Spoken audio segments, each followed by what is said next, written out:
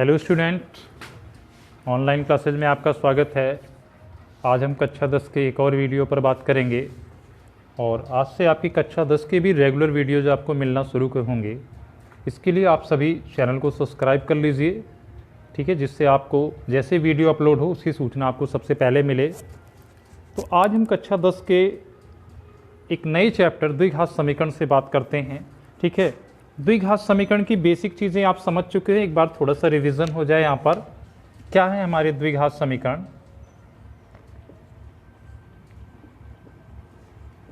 ठीक है, quadratic equation के नाम से जाना जाता है ना, ये बोलो। चलिए देखिए, द्विघात समीकरण का व्यापक रूप बताइए सबसे पहले। स्टैंडर्ड फॉर्म, व्यापक रूप, या फिर इसे हम किस नाम और से जानते हैं, मानक रूप। क्या है द्विघात समीकरण का व्यापक या मानक रूप, जानते हैं आप सब, बताइए। ax square plus bx plus c, ठीक है, जहाँ a b c क्या हैं, बोलो, वास्तविक संख्याएं हैं, है ना, वास्तविक संख्याएं हैं। और जहाँ a क्या 0 नहीं होना चाहिए, a का मान क्या होना चाहिए, 0 नहीं होना चाहिए। क्या बात है, बराबर 0, हाँ सॉरी, क्योंकि बराबर जब तक 0 नहीं करोगे द्विघात समीकरण नहीं बनेगा। अच्छा, बराबर 0 हमने नहीं लिखा था तो क्या था, ये द्विघात बहुपद था, ठीक है। आगे बात समझ में बोलिए, इतनी चीज़ें समझ चुके हैं ना। अब इस पर कुछ बेसिक से क्वेश्चन, कौन से द्विघात समीकरण है या नहीं है, ठीक है, इन सारे छोटे मोटे क्वेश्चनों को हमने देखा। फिर आज एक गुणनखंड कैसे किया जाता है इस बात पर चर्चा हो रही थी, ठीक है। तो किसी द्विघात समीकरण का गुणनखंड कैसे करते हैं बताइए। सबसे पहले अचर पद की गुणा किसमें कराएंगे हम, x स्क्वायर के गुणांक में। तो हमें क्या मिलेगा, ac मिल जाएगा, बोलो। फिर मध्य पद को लिखेंगे क्या, b। अब दो ऐसी संख्याएं हमें ढूंढनी होगी जो गुणा करने पर क्या देती हों, ac देती हों, और वही दो संख्याएं जोड़ने या घटाने पर क्या आती हों, b लाती हों। ये बात समझ गए ना। और जब आप द्विघात समीकरण का गुणनखंड कर दोगे तो आपको दो ब्रैकेट मिलेंगे। एक बार पहले ब्रैकेट को 0 के बराबर रख करके x का मान निकालेंगे, और एक बार दूसरे ब्रैकेट को रख करके x का मान निकालेंगे। समझ गए बात को, ठीक है। तो आइए कुछ क्वेश्चन के साथ आगे बढ़ते हैं, ठीक है। चलिए, एक क्वेश्चन है जिसका हमें गुणनखंड करना है, उसके मूल ज्ञात करने हैं। 14 हाँ -x -3 बराबर 0। मान लीजिए ये कोई द्विघात समीकरण है, ठीक है। इस द्विघात समीकरण का हमें क्या ज्ञात करना है, मूल। मूल क्या होते हैं बताइए, किसी द्विघात समीकरण के मूल क्या होते हैं। मूल का मतलब होता है कि x का ऐसा मान जो हमारे इस समीकरण को संतुष्ट करे। फिर से एक नया शब्द आ गया, संतुष्ट करने का मतलब क्या है।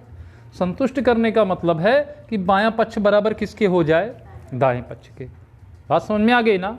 तो x का वो मान जो यहाँ पर x के स्थान पर रख दें और ये सब कुछ किसके बराबर हो जाए, 0 के बराबर हो जाए, वही क्या होगा, इसका मूल होगा, ठीक है।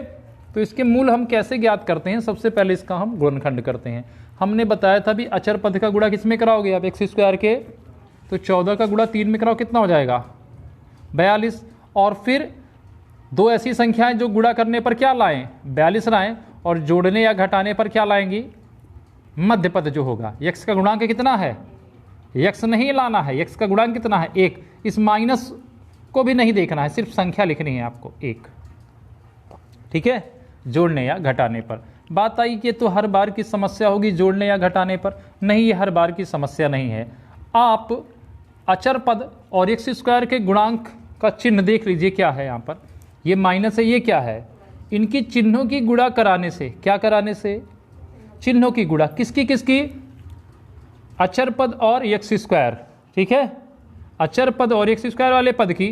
आप जब चिन्हों की गुणा कराओगे तो चिन्हों की गुणा कराने से जो चिन्ह मिलेगा वही चीज़ आपकी बताएगी कि जोड़ने पर आना चाहिए या घटाने पर।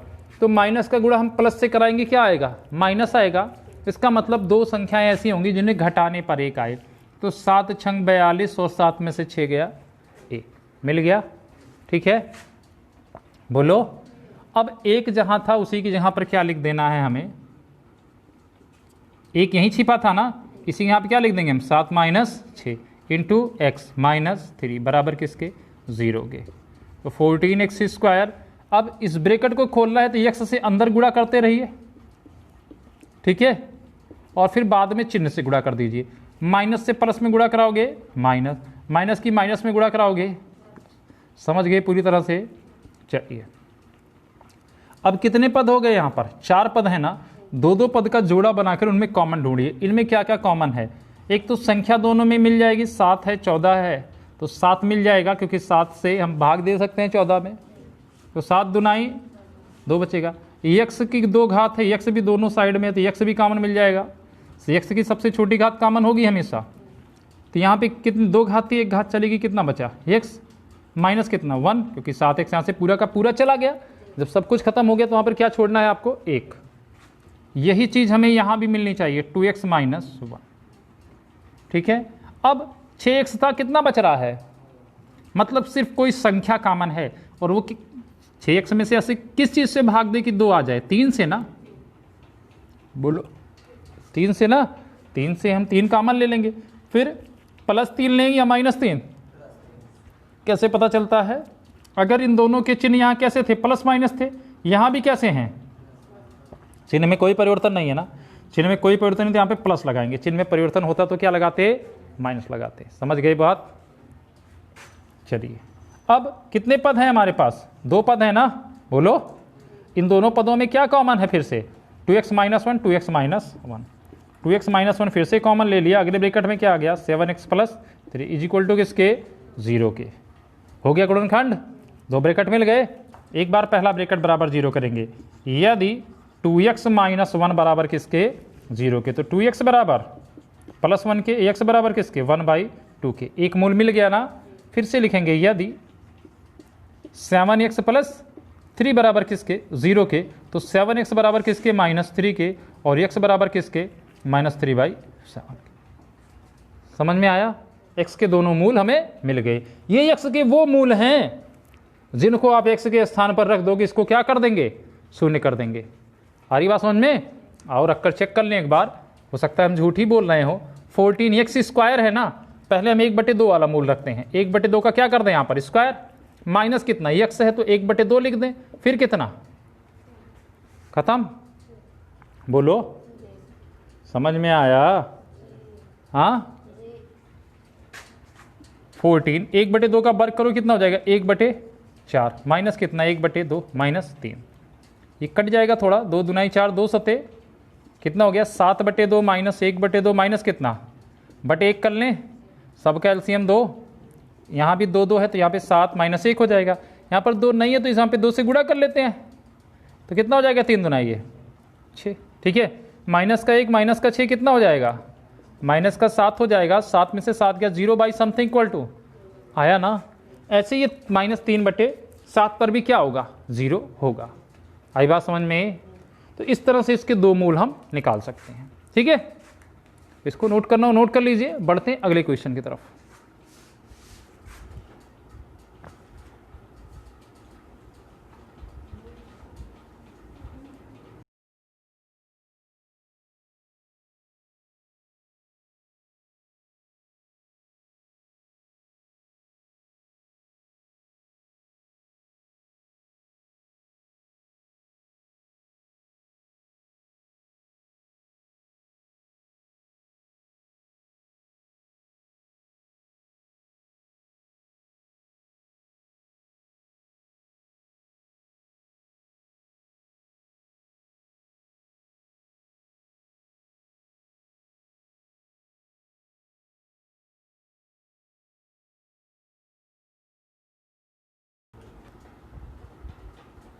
बढ़ते हैं अगले क्वेश्चन की तरफ। आपको पता है कि ये जो वीडियो बनाए जाते हैं ये अरिहंत प्रकाशन की किताब से बनाए जाते हैं। एनसीईआरटी की वीडियो नहीं चल रहे हैं, लेकिन यहाँ पर हम एनसीईआरटी के भी क्वेश्चन को सॉल्व करते हैं, जो अच्छे क्वेश्चन होते हैं, अरिहंत के भी सॉल्व करते हैं, ठीक है। एक आर.एस. अग्रवाल की किताब है, वहाँ से भी कुछ क्वेश्चन पूछते हैं बच्चे, तो उनको भी सॉल्व किया जाता है। कुल मिलाकर यहाँ पर कई किताबों के क्वेश्चन यहाँ पे चलते हैं, बट प्रॉपरली अरिहंत प्रकाशन से चीज़ें चलती हैं। अगर आप एनसीईआरटी के स्टूडेंट हैं, आप एनसीईआरटी वाली बुक पढ़ रहे हैं, उसके क्वेश्चन आपको अगर पूछना है तो आप उन क्वेश्चनों को भी पूछ सकते हो, कमेंट कीजिए, या व्हाट्सएप नंबर आपको पता है सबको, ठीक है। व्हाट्सएप नंबर नहीं पता है तो वो नोट भी कर सकते हैं। इस नंबर पर आप तुरंत अपना क्वेश्चन भेजिए, ठीक है। आपको विद इन 15 मिनट के अंदर आपको अपना सॉल्यूशन मिल जाएगा।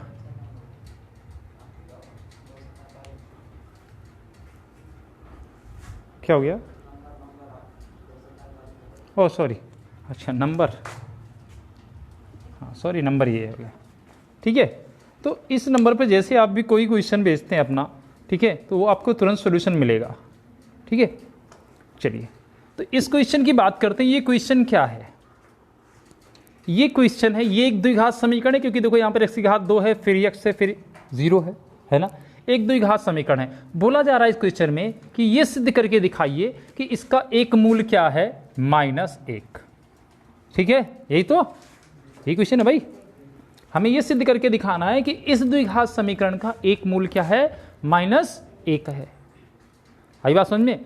तो अभी हमने क्या बोला, किसी द्विघात समीकरण का मूल क्या होता है, जो उसको संतुष्ट करे, अर्थात बायां पक्ष बराबर दाएं पक्ष के लाए।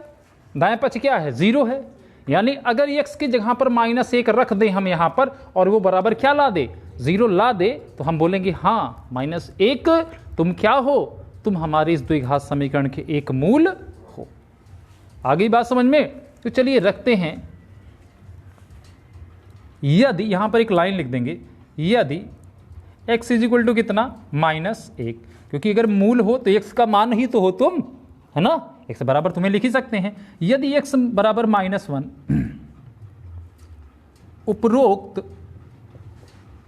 उपरोक्त माने ऊपर दिए गए ना, उपरोक्त समीकरण का एक मूल है, तो यह समीकरण को क्या करेगा, बोलो, तो यह समीकरण को संतुष्ट करेगा, ठीक है। x बराबर -1, ठीक है, समीकरण में रख दीजिए। अब आ रही बात समझ में? देखिए क्या है, पहले क्या है, b - c है, फिर क्या था, x² था, x² यहाँ पे क्या लिख देंगे, -1 का स्क्वायर प्लस a - c, फिर क्या था, x था, तो x यहाँ पे क्या लिख देंगे, प्लस कितना, a - b बराबर किसके, 0 हम नहीं करेंगे, ठीक है। हम लाकर चेक करेंगे क्या आप 0 लेकर आते हो या नहीं, है ना। हम बराबर 0 नहीं रखेंगे। हाँ भाई समझ में? इसीलिए हम बोले थे यहाँ पर एक लिख देंगे, इस समीकरण के बाएं पक्ष में, कहाँ पर, बाएं पक्ष में x बराबर कितना रखने पर, -1 रखने पर, ठीक है। आगे बात समझ में? चलिए, तो b -1 का वर्ग करोगे क्या हो जाएगा, जब भी ब्रैकेट के अंदर माइनस हो उसकी घात सम संख्या हो तो प्लस हो जाता है, ठीक है। चाहे जितनी बड़ी घात लिखी हो उसकी सम संख्या होनी चाहिए बस। आगे बात समझ में? तो सम संख्या है तो ये प्लस हो जाएगा, और इसका मतलब केवल एक बचेगा, एक का वर्ग करेंगे एक ही तो रहेगा, मतलब b - c में 1 से जब गुणा तो क्या रहेगा, कोई फर्क नहीं पड़ेगा, सिर्फ क्या रहेगा, ये b - c रहेगा। ये -1 है, माइनस का चिन्ह है यहाँ पर, कहाँ आ जाएगा, प्लस माइनस, आगे माइनस आ जाएगा, और यहाँ जब माइनस आ जाएगा ये इस माइनस से क्या करेगा, इस ब्रैकेट को जब खोलोगे तो इसके चिन्हों में क्या होगा, परिवर्तन होगा। प्लस का a है तो माइनस का a बन जाएगा, माइनस का c है तो प्लस का c बन जाएगा। फिर क्या है आपका, प्लस a - b है। देख रहे हैं, प्लस का b है, माइनस का b है कहीं पर, ये रहा, खत्म कहानी इनकी। माइनस का c है, प्लस का c है कहीं पर, माइनस का a प्लस का a, सब कुछ बराबर क्या आ गया, 0। अतः क्या लिखा, अतः x बराबर -1, x बराबर कितना, -1, ठीक है।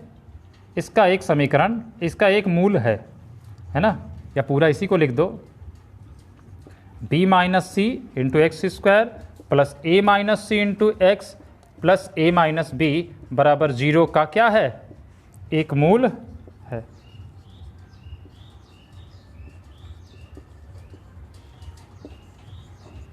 प्रूव्ड, ठीक है। समझ में आया क्वेश्चन? बोलिए, नोट कर लीजिए।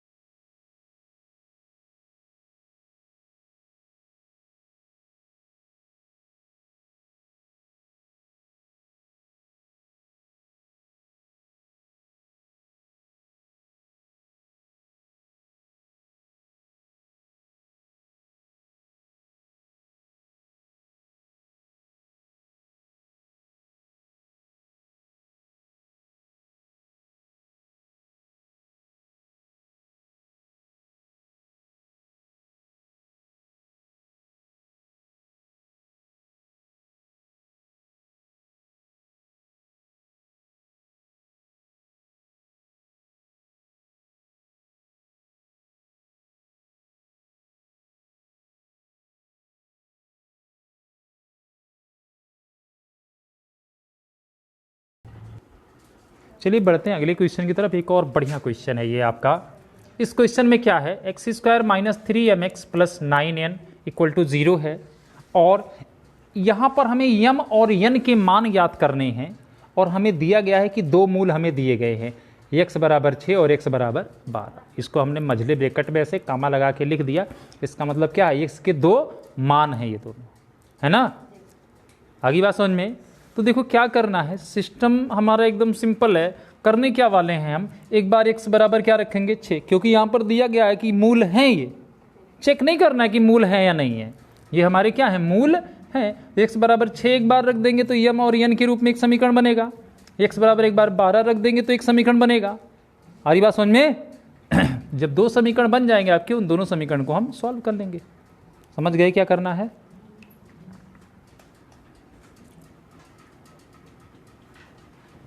इसको ऐसे समीकरण 1 मान ले, है ना। आगे बात समझ में, लिखने में आसानी हो जाए। समीकरण 1 में x बराबर कितना रखने पर, 6 रखने पर, बोलो कितना रखने पर, जहाँ जहाँ x है वहाँ 6 रख दो। 6 का वर्ग हो जाएगा, बोलो माइनस 3m गुणे कितना 6 plus 9n is equal to किसके, 0 के। 6 का वर्ग कितना हो गया 36, 6 तिरिक माइनस 18m प्लस कितना 9m बराबर किसके, 0 के। इन सब में देखो 9 कामन है कि नहीं है, 9 कामन। तो 9 कामन हो जाए, कितना हो गया 9 चौक 9 दूनी और 9 इक्के 9, ठीक है। यन भी रहेगा यहाँ पर ना, बराबर किसके, 0 के। 9 इधर जाकर क्या हो जाएगा, एकदम 0 हो जाएगा। क्या बचा आपका 4 माइनस 2m प्लस किसके n बराबर, अगर 4 को यहीं रहने दे 2m को उधर ले जाएं तो क्या हो जाएगा, ये प्लस का 2m हो जाएगा, माइनस का n हो जाएगा। बोलो बन गया समीकरण 1। बोलो पुनः समीकरण 1 में क्या रखें इस बार, x बराबर 12 रखने पर। समझ में आ रहा है। समीकरण 1 क्या है, x स्क्वायर है तो 12 का स्क्वायर, बोलो माइनस 3m गुणे कितना 12 प्लस कितना 9n बराबर किसके, 0 के। तो 12 का वर्ग करेंगे कितना हो जाएगा, माइनस 12 तिहाई 36, है ना, m प्लस कितना 9n के बराबर 9 चौक 36 और 9 इसमें से भी कॉमन हो जाएगा, ठीक है। 9 से भाग दो कितना आएगा, 9 इक्के 9 कितना बचा 5, 54 हो गया, 9 छक 54, ठीक है। माइनस 9 चौक 36, 4m हो गया प्लस 9 इक्के 9 n बचा सिर्फ, बराबर किसके, 0 के।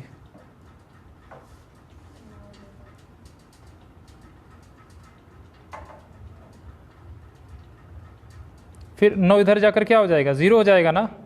क्या बचेगा, सिर्फ 16 माइनस 4m प्लस कितना बराबर, तो 16 बराबर माइनस का 4m उधर जाएगा, क्या हो जाएगा प्लस का 4m हो जाएगा, माइनस का कितना। समीकरण 1 और 2 को हल करना है। ये काम हम 2 चर में रैखिक समीकरण हल करने वाले चैप्टर में समझ चुके हैं, है ना। बात समझे हो आप ना। तो यहाँ पर पहले क्या चेक करते हैं कि यम और यन का गुणांक किसी एक का गुणांक बराबर हो।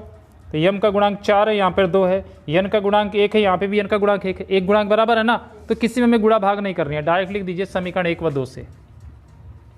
समीकरण 1 व 2 से दोनों को ऊपर नीचे लिखिए। क्या है समीकरण, थोड़ा सीधा लिखिए। 2m माइनस n बराबर किसके, पहला समीकरण 4 के।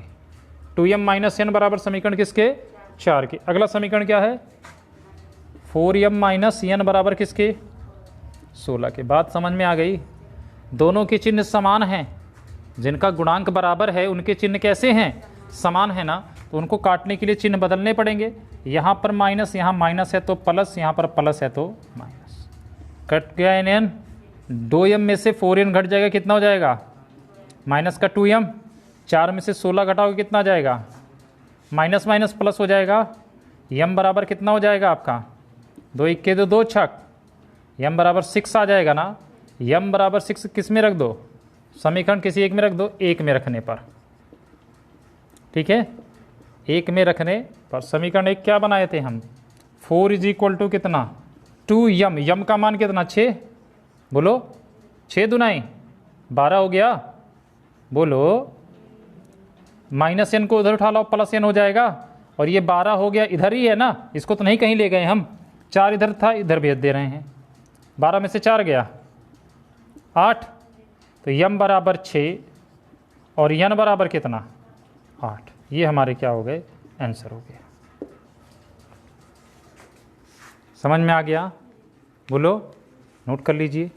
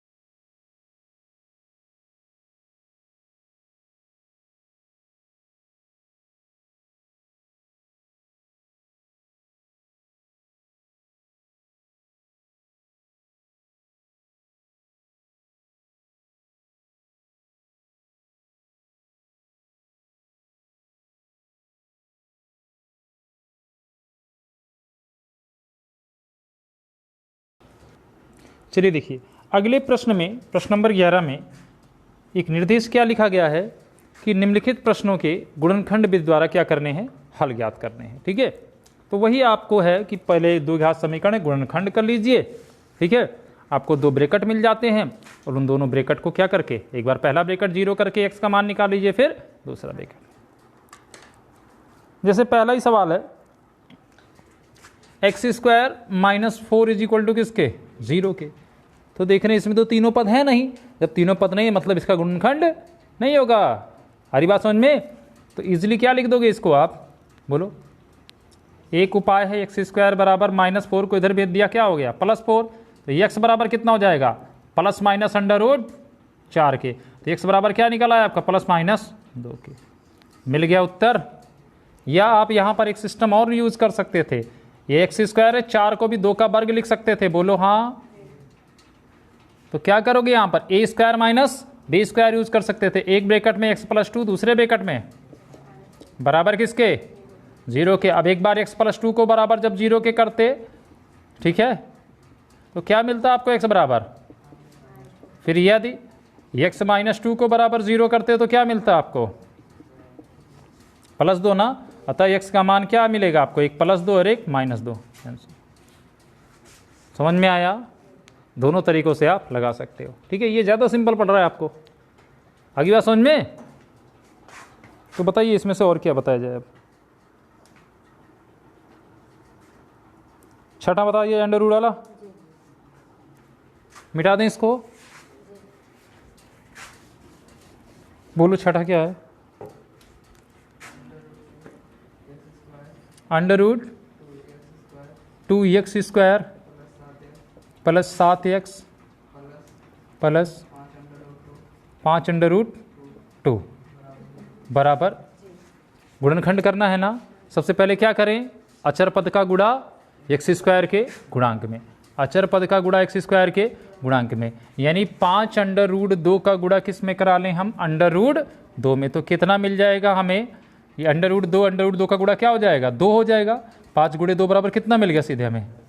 अब 2 ऐसी संख्याएं जो गुणा करने पर क्या देती हों, जैसे 2 पंचे 10, बोलो 10 इक्के 10, बस इतने ही तो लोग मिलेंगे हमें, और कोई संख्या तो है नहीं जो गुणा करने पर 10 देता हो, बोलो। फिर x का गुणांक कितना है, 7, और जोड़ने पर क्या आ जाए, वो 7 आ जाए। तो देख रहे हैं 2 पंचे 10 और 2 और 5 क्या आ रहे हैं, बन गए बड़े सिंपल से गुणनखंड, है ना। चलिए √2x², जहाँ पर 7x था, 7 की जगह पे क्या लिख दें हम, 2 + 5 × x प्लस कितना, 5√2। आपको पता है ये कि हमने 2 + 5 लिखा है, इस 2 को देखते हुए नहीं, आप 5 + 2 भी लिख देते तब भी सेम ही होता।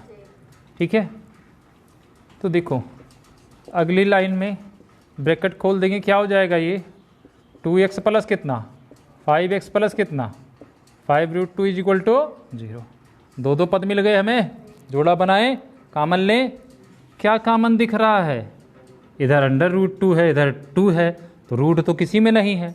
लेकिन हमें पता है कोई भी सामान्य संख्या होती है, अक्षर होता है, उसको हम 2 अंडर रूटों के गुणा के रूप में लिख सकते हैं, क्योंकि अंडर रूट से जब गुणा होगा, अंदर अगर समान चीज़ें हैं तो अंडर रूट खत्म हो जाता है। हमारी बात समझ में? तो जैसे कहीं 2 लिखा हो तो उसको क्या लिख सकते हो आप, √2 × अंडर रूट। तो यहाँ पर जो 2 लिखा है इसके पास 2 अंडर रूट हैं कि नहीं है, बोलो। अब दिख रहा है कि दोनों में एक √2 कॉमन है, बोलो। और x की 2 घात यहाँ, 1 घात यहाँ, सबसे कम घात कॉमन लेते हैं तो x की 1 घात कॉमन हो जाएगी। कितना हो जाएगा ये, √2x कॉमन हो जाएगा। समझ में आया?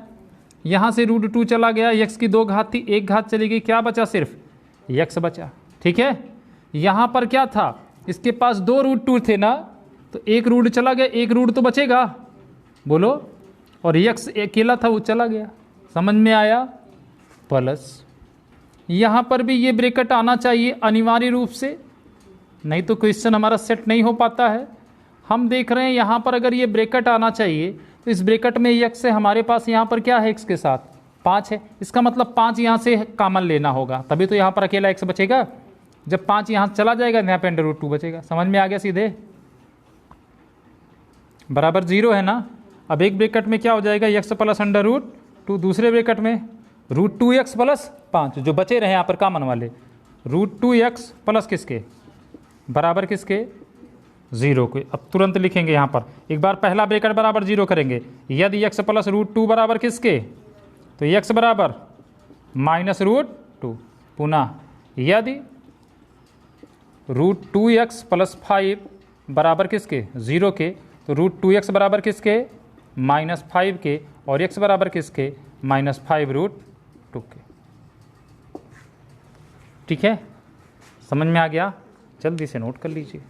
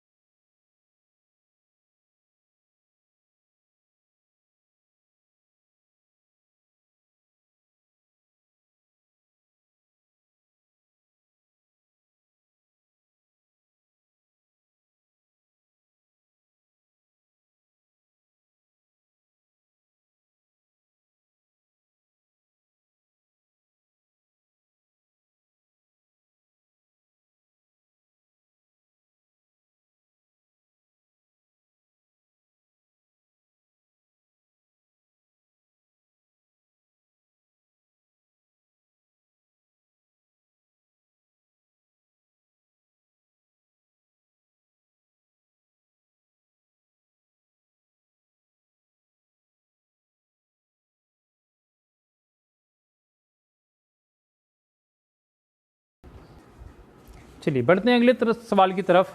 1/x + 4 - 1/x - 7 = 11/30।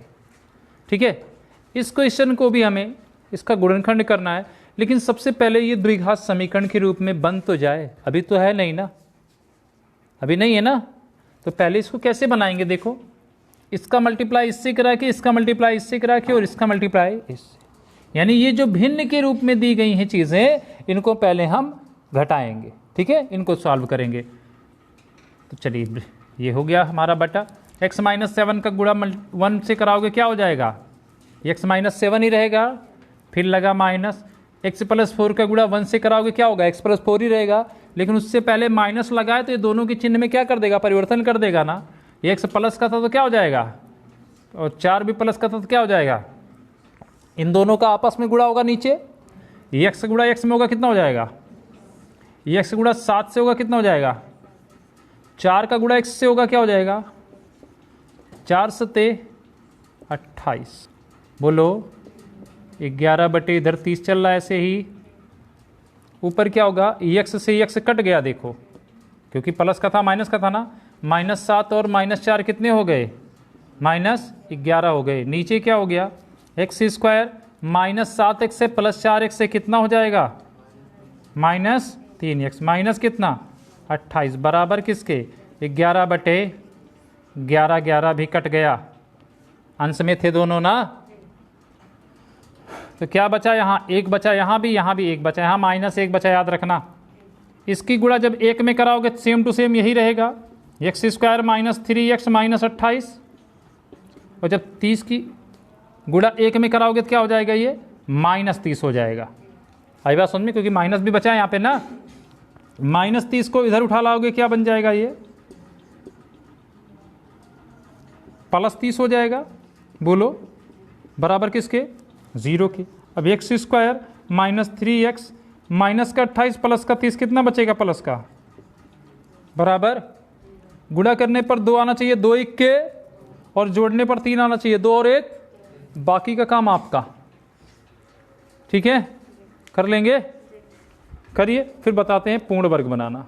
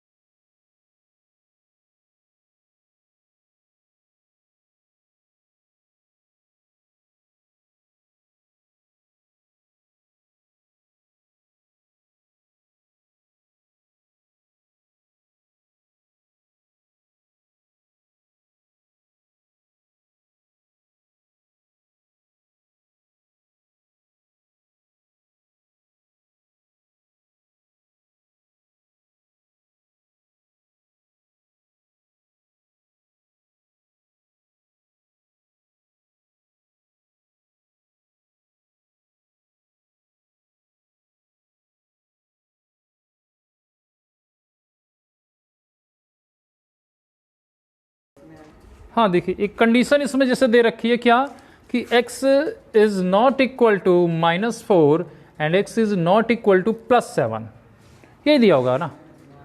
हाँ, -7,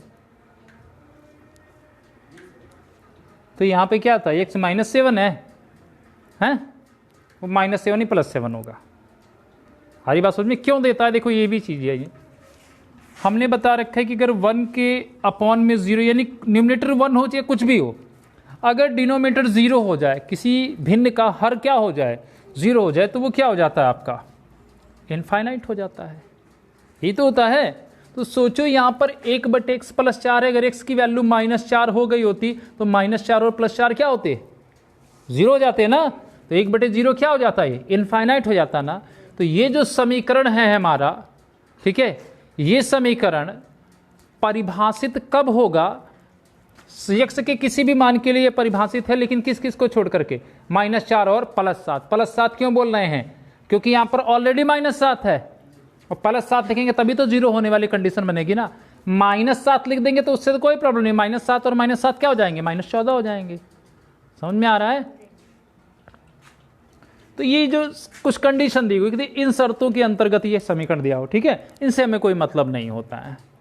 बस इतना जाने रखिए कि हाँ x के ऐसे मान नहीं आ सकते हैं, ठीक है। अगर आंसर में ऐसे मान आ रहे हैं तो निश्चित ही हमने गलती कर दी है कहीं पर, है ना।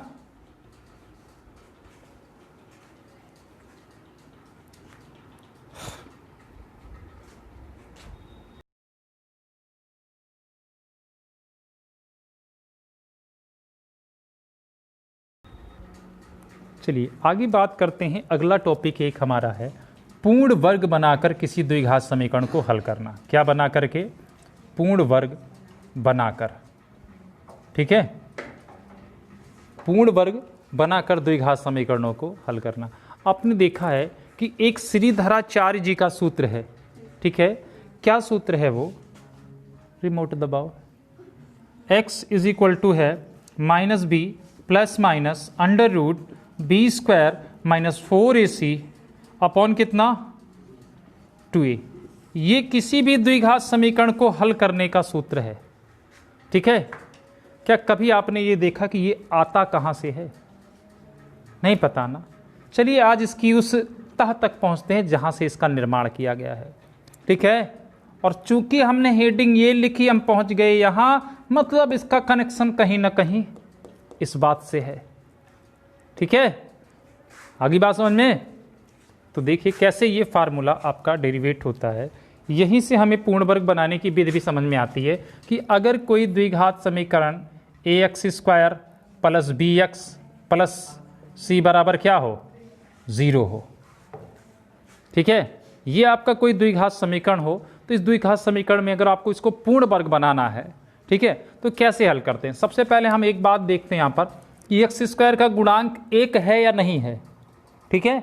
अगर 1 है तो कोई दिक्कत नहीं है, लेकिन अगर 1 नहीं है तो जो कुछ भी है उसको क्या ले लो, पूरे में से कॉमन ले लो। 1 को ले लिया कॉमन हमने, क्या बचा यहाँ पर, सिर्फ यहाँ क्या, यहाँ पर तो a नहीं है। बोलोगे इसमें से कैसे कॉमन हुआ, अरे नहीं है तो इसके बटे में लिख देते हैं, क्या b/a × x प्लस, यहाँ भी नहीं है तो इसके भी बटे में लिख देते हैं। बोलो पहली लाइन क्लियर हुई। कॉमन क्यों कॉमन ले रहे हैं, हमें ये रीज़न बताओ। आपको कैसे पता कॉमन लिया जाए, भाई पूर्ण वर्ग बनाने का मतलब होता है a ± b का क्या करना, होल स्क्वायर में कन्वर्ट करना, ठीक है। क्योंकि यही तो देखो पूर्ण वर्ग है पूरे का ना, चाहे a + b का होल स्क्वायर बना लो या a - b का होल स्क्वायर बना लो। और इसका स्क्वायर बनाने के लिए आपको क्या क्या चीज़ों की ज़रूरत पड़ती है, a² + b² + 2ab या फिर -2ab। इन्हीं चीज़ों की, 3 पदों की जरूरत पड़ती है ना। इन तीनों पदों में 2 पद ऐसे होते हैं जो पूर्ण वर्ग होते हैं पूरी रूप से, है ना। तो हमने यही बात बोली आपसे कि अगर a आपका कुछ ऐसा हो जाए, भाई इसका वर्ग नहीं लिखा जा सकता ना, लेकिन x पे तो वर्ग है ना, तो उस a को वहाँ से अलग कर दो ताकि हमारा एक पद इनमें से आ जाए कि ये क्या है, वर्ग रूप में है। आगे बात समझ में, ये वर्ग रूप में हो गया पूरी तरह से, बोलो ठीक है। अगली लाइन में क्या करना है आपको, ए को आप उधर भेज दीजिए, ठीक है। ये जो कॉमन लिया आपने किधर भेज दो, इसको इधर भेज दो, तो यह क्या हो जाएगा सीधे ये एक्स स्क्वायर प्लस कितना बी बटे ए इंटू एक्स प्लस कितना सी बटे ए बराबर किसके 0 के। फिर अगली लाइन में आप एक्स स्क्वायर प्लस बी बटे ए इंटू एक्स सी बटे ए को उधर भेज दीजिए, क्या हो जाएगा इधर जाकर ये माइनस सी बटे ए हो जाएगा, ठीक है। फिर आपको इन दोनों समीकरण के दोनों पक्ष में एक चीज़ जोड़नी है, उस पर ज़रा ध्यान दीजिएगा। दोनों पक्षों में क्या जोड़, दोनों पक्षों में क्या जोड़ना है, ये जो यक्स का गुणांक है, याद रखना किसका गुणांक, यक्स के गुणांक, यक्स के गुणांक का आधा का वर्ग, यक्स के गुणांक के आधे का वर्ग। यक्स का गुणांक कितना है, इसका अगर आधा करें तो ये आधा ऐसे ही होगा, और ये क्या होगा इसका वर्ग। तो ये जो बटे में 2 है देखो ए के पास पहुंच जाएगा, बी बटे 2a हो जाएगा। बोलो आगे बात समझ में। ये एक जर्नल चीज़ें बताई जा रही हैं आपको, ये आपको अपने क्वेश्चन में अप्लाई करना होगा। आई बात समझ में। तो क्या जोड़ दिया दोनों पक्षों में, क्या जोड़ने पर भाई b बटे 2a है ना का क्या होल स्क्वायर, ये तो जोड़ने पर, क्या करने पर, जोड़ने पर। तो चलिए इधर जोड़ दीजिए, एक्स स्क्वायर हो गया प्लस यहाँ पर क्या है b बटे ए इंटू एक्स है, इसमें क्या जोड़ दिया हमने b बटे 2a का क्या होल स्क्वायर। बात समझ में आई। यहाँ भी माइनस सी बटे ए प्लस कितना b बटे 2a का होल स्क्वायर। बोलिए समझ गए आप। तो ये देख रहे हैं ये ए स्क्वायर बन गया, और ये लगता है हमें बी स्क्वायर आ गया हमारा पूरा, है ना। जैसे यहाँ पर 2 चीज़ें वर्ग में चाहिए ना, ये दोनों चीज़ें वर्ग में आ गए, निश्चित ये 2ab वाला पद है, लेकिन इसमें 2 तो है नहीं कहीं पर, 2 है नहीं कहीं पर। और अगर ये b है तो b में b बटे 2a है, लेकिन तुम्हारा तो सिर्फ a है। तो यार एक काम करते हैं, यहाँ भी 2 कर देते हैं, इसके जैसा बन जाए, और इसको ऐसे ब्रैकेट में ले करके बाहर क्या लिख देते हैं, तो देखो जरा 2ab है कि नहीं, a square plus b square plus 2a भी है और b बटे 2a भी है, b भी है ना। बन गया a प्लस b का होल स्क्वायर। किसका होल स्क्वायर बनाइए, x plus b upon 2a का क्या होल स्क्वायर। समझ में आई बात। यहाँ पर देखो क्या हुआ, ये हो गया minus c by a plus कितना b स्क्वायर हो जाएगा वर्ग करेंगे तो, और 2a का स्क्वायर कितना हो जाएगा 4a स्क्वायर। समझ में नहीं आया है। यहाँ से ये लाइन, चलो इसको छोड़ो पहले।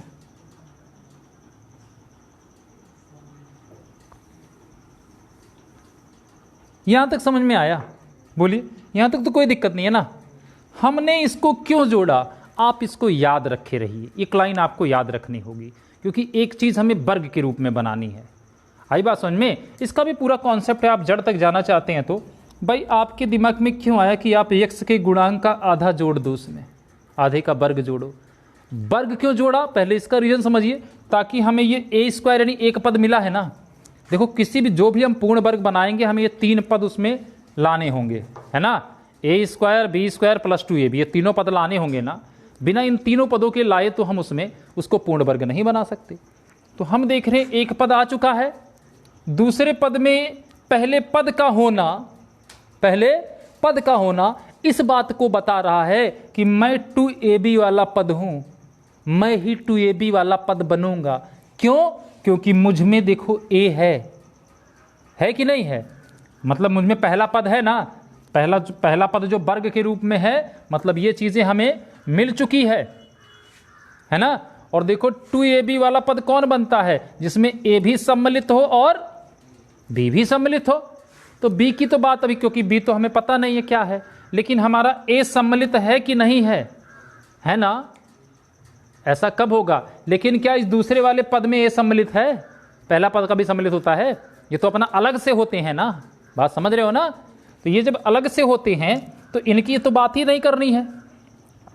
इसका मतलब तुम्हारे में ही 2ab है, तो तुम्हें अगर हम 2ab के रूप में लिखें तो सबसे पहले हमें क्या लिखना होगा 2, ठीक है। फिर a हमारा क्या है x, फिर b अगर हमारा b बटे a ही बन जाए, क्या बन जाए, b बटे a ही बन जाए, तो अभी आगे चलकर समस्या हो जाती है।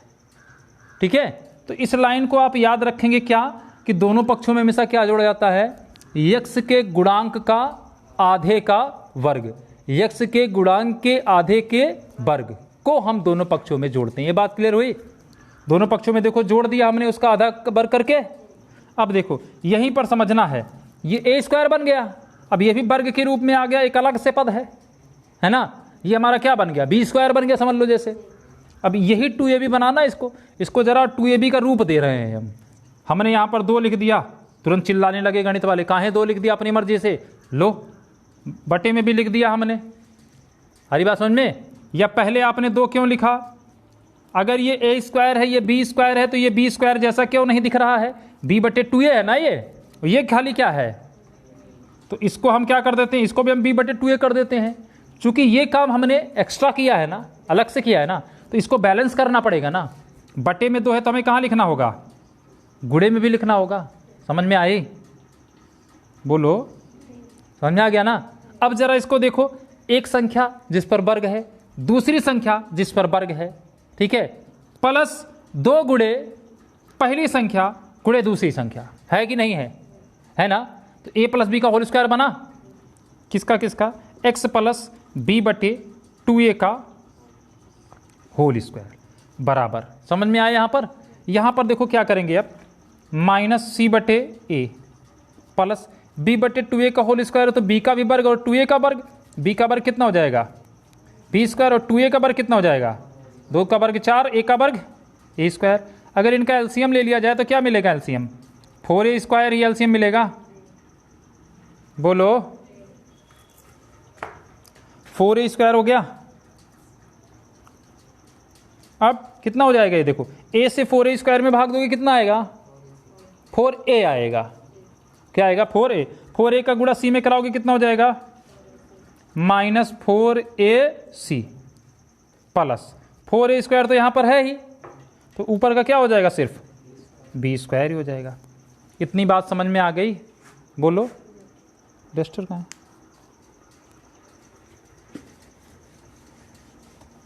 चलिए ठीक, ध्यान से यहाँ पे समझ में आ गया इतना ना।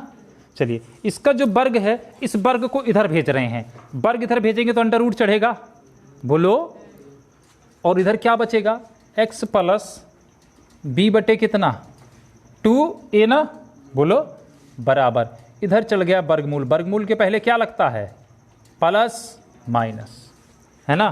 किस पर वर्गमूल चला, इस पूरे पर ना, बोलो किस पर, ये देखो b स्क्वायर प्लस का इसको पहले लिख लेते हैं, माइनस 4ac बाद में लिख लेंगे, है ना।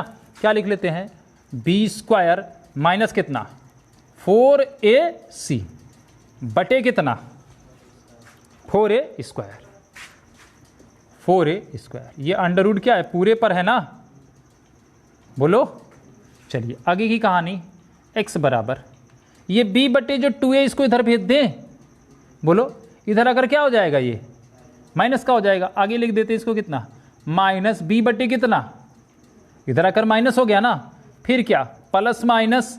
अब देखो जो नीचे वाला हर है ये 4a स्क्वायर है, 4 का भी वर्गमूल निकल सकता है, a भी वर्ग में, वो भी बाहर आ सकता है अंडर रूट से, तो वो अंडर रूट से बाहर आ गया, क्या आ गया बाहर 2a, बोलो, और अंडर रूट में क्या बचा, सिर्फ b स्क्वायर माइनस 4ac, समझ गए, बोलो।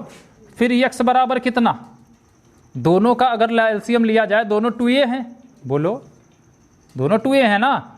अब जब दोनों 2a तो बस अंश वाले जो कुछ भी ऐसे लिख दो, minus b plus minus under root कितना b स्क्वायर माइनस, क्या यही है श्रीधराचार्य का सूत्र, बोलो, आई बात समझ में। ये क्या है आपका श्रीधराचार्य सूत्र,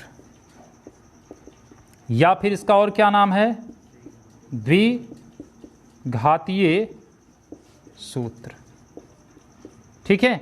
इस सूत्र का प्रयोग करके हम किसी भी द्विघात समीकरण जिसका गुणनखंड नहीं बन रहा हो, है ना, उसका हम गुणनखंड आराम से x और y का मान और x का मान हम निकाल सकते हैं।